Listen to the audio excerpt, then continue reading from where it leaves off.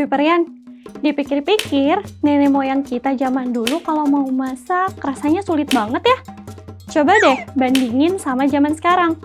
Gak usah capek-capek sampai mengeluarkan keringat. Cukup putar tombol alat kompor di rumah. Terus nyala deh apinya. Bahkan saking canggihnya teknologi, sekarang udah ada yang namanya kompor listrik. Tinggal pencet tombol, tanpa api pun kamu udah bisa masak. Keren kan? Tapi ngomongin batu dan juga listrik, Kuiperian percaya nggak kalau ternyata batu-batu itu bisa menghasilkan listrik? Mungkinkah? Atau mustahil? Jawabannya mungkin sekali, Kuiperian. Kamu pasti tahu kan kalau listrik itu dihasilkan dari yang namanya pembangkit.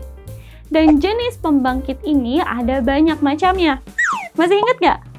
Ada pembangkit listrik tenaga air atau PLTA, pembangkit listrik tenaga surya atau PLTS, pembangkit listrik tenaga uap atau PLTU, pembangkit listrik tenaga panas bumi, pembangkit listrik tenaga biomasa, pembangkit listrik tenaga gas, dan juga pembangkit listrik tenaga nuklir. Tunggu. Tapi kalau tadi kakak bilang batu bisa menciptakan listrik, kok nggak ada dalam jenis pembangkit listrik itu? Nah, tenang. Jangan bingung, Kuiperian. Kalau kamu mau tahu jawabannya, kamu wajib nonton video ini sampai habis. Karena kakak akan membahas bagaimana batu-batuan ini bisa menciptakan listrik, serta jenis batuannya. Soalnya nggak semua batu bisa loh. Biar makin seru, yuk kita bahas sambil mengunjungi salah satu pusat pembangkit listrik. Kuiperian pasti belum pernah ke sana kan? Tara!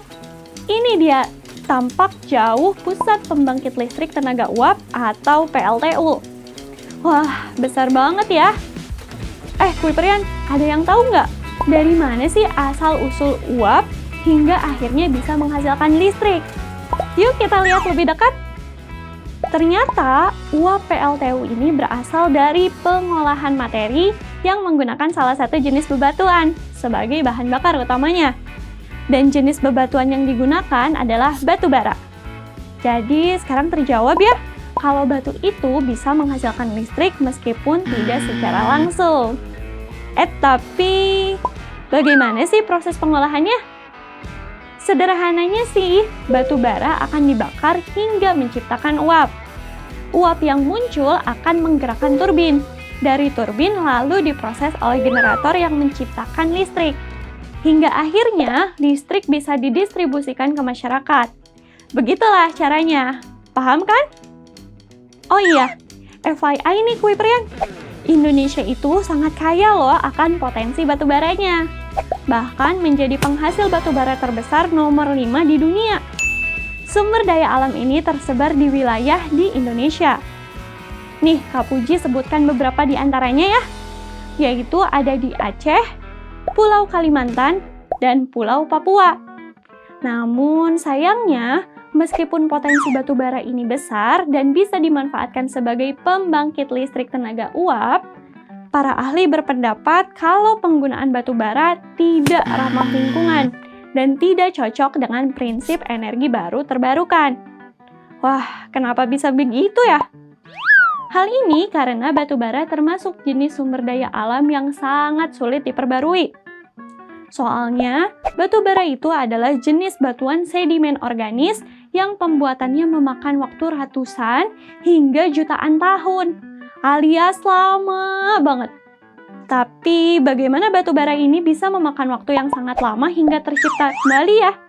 Batu bara secara khusus terbentuk dari proses pengendapan sisa-sisa tumbuhan di lantai hutan. Nah, kalau kita selidiki lebih dalam prosesnya, jelas tidak instan ya. Jadi awalnya sisa-sisa tumbuhan seperti batang dan daun yang gugur akan tertimbun di dalam tanah. Lalu seiring waktu, endapan ini akan semakin tebal dan dalam. Kemudian secara perlahan, penambahan kedalaman juga akan menambah tekanan dan suhu Kuiperian. Kemudian, dalam jangka waktu ratusan dan ribuan tahun itu, barulah akhirnya area tersebut berubah menjadi lahan batu bara yang dapat ditambang dan dimanfaatkan untuk kebutuhan manusia. Wah, panjang ya perjalanan batu bara ini. Belum lagi kalau tadi mau dimanfaatkan jadi pembangkit listrik. Nah, sudah tahu begitu berarti Kuiperian paham ya kalau kita harus bisa memanfaatkan sumber daya alam dengan bijak. Mulai dari sekarang, yuk pelan-pelan hemat energi untuk kehidupan kita dan bumi yang lebih baik. Tapi dari tadi kita baru membicarakan manfaat dari satu batuan aja loh. Aku jadi penasaran, kira-kira selain batu bara, ada batuan apa lagi ya yang bisa kita manfaatkan untuk kehidupan sehari-hari?